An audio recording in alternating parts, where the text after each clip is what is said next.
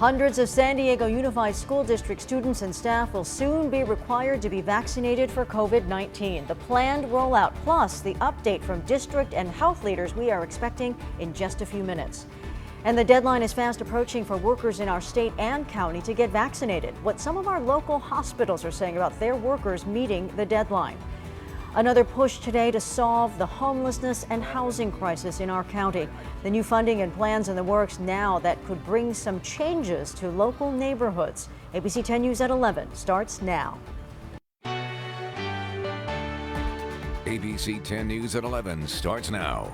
All San Diego Unified students 16 and up and staff as well eligible to get a COVID vaccine will soon be required to get vaccinated. Thank you for joining us, you guys. I'm Virginia Cha. Last night, the San Diego Unified School Board voted to move forward with a vaccine mandate, and they're planning to roll this out in 3 stages. Right now, San Diego Unified school leaders and public health experts are getting ready to give an update on the plans to implement this new mandate. And you can see the podium is set up there, and we do expect them to start speaking shortly. And we're going to let you listen in as soon as they start doing that.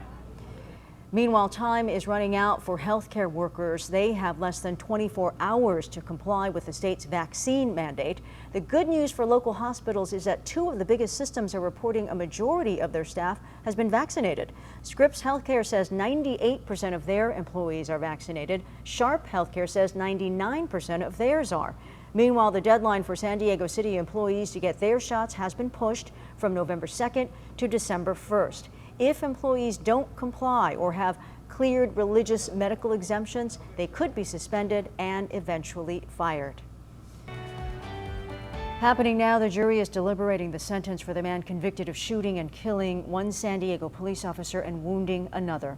Earlier this month, a jury found Jesse Gomez guilty of first-degree murder for the 2016 shooting death of Officer Jonathan J.D. de Guzman. In the penalty phase, the jury will now decide whether he will receive the death penalty or life in prison.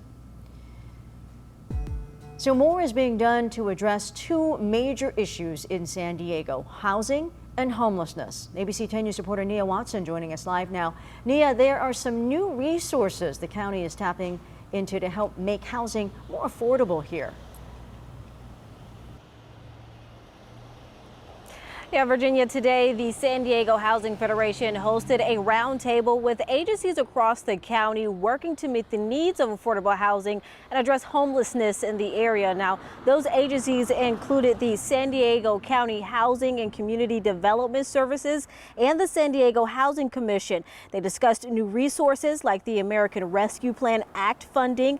Some key takeaways from the meeting were more developments in the work for affordable housing throughout San Diego. The Board of Supervisors also allocated $50 million to create more than 1,300 affordable housing units.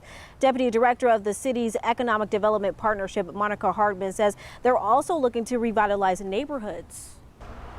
Wanted to make sure that we're looking at quality projects that really added to, the community fabric. So we're looking at properties and projects that really have a component related to transportation.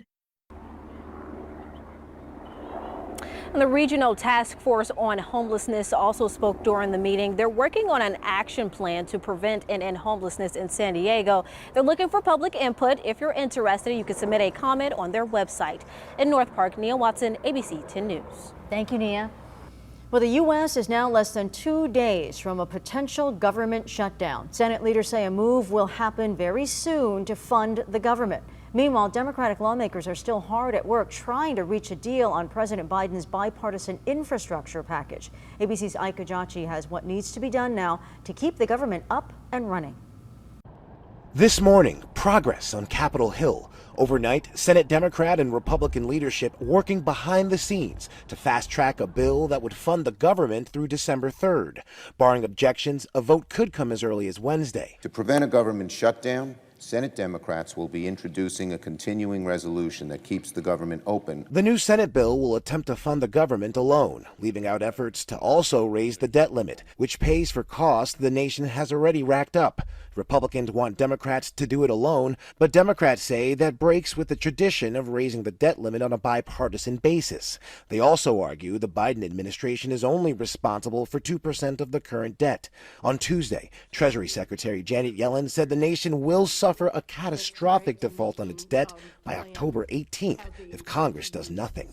Meanwhile, President Biden fighting to keep his domestic agenda alive, canceling his Chicago trip today, and yesterday meeting with moderate Senators Joe Manchin and Kristen Sinema. They're really good, honest, straightforward negotiations. Speaker Nancy Pelosi trying to move things forward, now saying she'll bring the $1 trillion infrastructure bill to the floor Thursday without the larger spending package most of her members prefer. I have calmness because I have confidence in our House Democrats. They care about America's working families. That didn't go over well, and her progressive members warned they'll vote no on the bipartisan bill unless the larger spending bill that expands child care, education, health care, and addresses climate change is also agreed to. If we only engage in the bricks and mortar, then we are leaving out women in particular in the Build Back Better. Progressive Democrat Representative Ro Khanna said he and about 50 other Democrats will vote no on the $1 trillion package if the larger human infrastructure package isn't also passed. Ike Ajachi, ABC News, Washington. We want to take you back live to San Diego High School, where district leaders as well as health experts are going to be talking about the rollout of the vaccine mandate for San Diego Unified School District. Let's listen in. The third time San Diego High School hosts a vaccine clinic here at San Diego High, and we're happy to release some more important information. Last year, we supported our students, staff, and community to receive over 700 vaccines just here at San Diego High School. So with that, I'd like to introduce our wonderful students, Mr. Jake Zubkoff and Board Student Trustee, Zachary Patterson. Come on down. Hi, my name is Jake Zubkoff. I'm a student at San Diego High. I'm really excited to see the new measures put forward by the district that are going to start prioritizing the health of students, the health of staff at all of our campuses. We've got San Diego Unified has got over 100,000 students, and this is a major step in the right direction to ensuring everyone's health and safety during this pandemic. These vaccines have been shown to significantly reduce the likelihood of significant risk actually getting this virus and then actually feeling major complications from it. So if you're eligible, get the vaccine. If you're 12 and up, you can go and get it now. I'm vaccinated. I know Zachary here is vaccinated, so let's get our schools vaccinated. Good morning, everyone. My name is Zachary Patterson, and I'm the student trustee for the San Diego Unified School District. We had quite a long meeting last night with over 1,000 people signed up to speak, and we understand the complexity of the decision we made, but we as a board went forward unanimously with 6 votes in support because we follow the science and we know what the right thing to do is.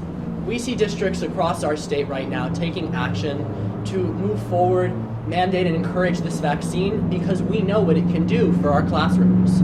We currently have situations where we have students that are having difficulties of getting teachers, and it's really, really difficult for the operations of our schools when we have a virus like this. But it does not have to be that way. We can have a situation, we can have a school district where we don't face the issues of staffing shortages, where we have students that are not being sent home because of COVID. When we get higher vaccination rates, the virus does not spread nearly as much. When we look at the Delta variant and we think about how it started and how it came to the United States, we're looking at people that are not vaccinated bringing this forward and spreading it into vaccinated populations. And we recognize breakthrough cases, less than 1% may I add, but we do recognize that. But what we would say is when we have a vaccination rate that is in that 90% range, when we have high vaccination rates, we know that they are effective, and we know that we can operate our schools effectively, and we can get a return to normalcy. While we're all on campus, it is important to recognize that there are key differences still. We still have issues with the amount of teachers that can be in classrooms. We still have challenges with strict mask mandates indoors and outdoors, and that doesn't have to be the reality. if we all commit to living in this one community and standing up and saying, I'm going to get the vaccine because I know it's the right thing to do. Just as Jake said, we're both students. We got the vaccine. Students 12 and up, actually between the ages of 12 and 15, over 7 million people in the United States have gotten the vaccine. And these people are doing it because they know it's the right thing to do, and because when we live in our joint community, we're standing up for someone that's immunocompromised like me. We're standing up and saying that we support every student, and we're going to make sure that we prioritize health and safety. So let's make sure that we do that. And for everyone that has that fear, remember that all of us are in this together. We are all doing this. We've seen the data. We've seen the support of the FDA. And let's get out there and let's get vaccinated. We can do this, San Diego Unified, and let's start with the students. Thank you. We just heard from San Diego Unified Student Board member Zachary Patterson. You heard he was at the meeting last night, which was well attended. Lots of people had something to say. Ultimately, the board voting to go ahead with the vaccine mandate. Now, we're going to be listening in for you to leaders, obviously, who are speaking from the board, as well as health experts who are going to be talking about how this is going to work and what goes on forward from here. So we're going to keep you updated. We'll highlight you on everything that they say.